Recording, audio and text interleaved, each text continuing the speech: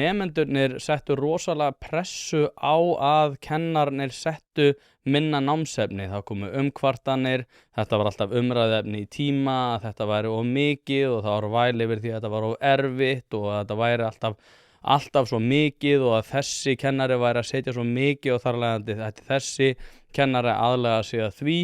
Og þetta væl held ég að hafi haft óumflýjanlega þau áhrif að menntun sé orðin töluvert lakari.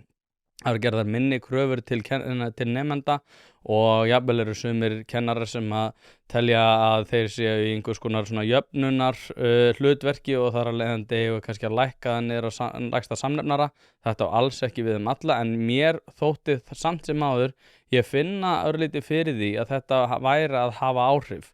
Og þetta hefur náttúrulega valdið mikilli verðbólgu í einkunnum. Þessi verðbólga á náttúrulega sérstaklega við á yngri stigum en líka á háskólastigi.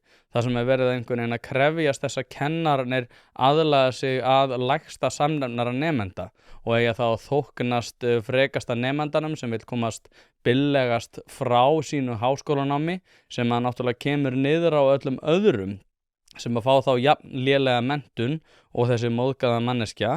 Og að einhverju leyti þá ég ætla ekki að segja að þetta sé endilega gerast á öllum sviðum, en ég held samt að áhrifin séu þau að námskrá fari að einhverju leyti að taka mið af þessu.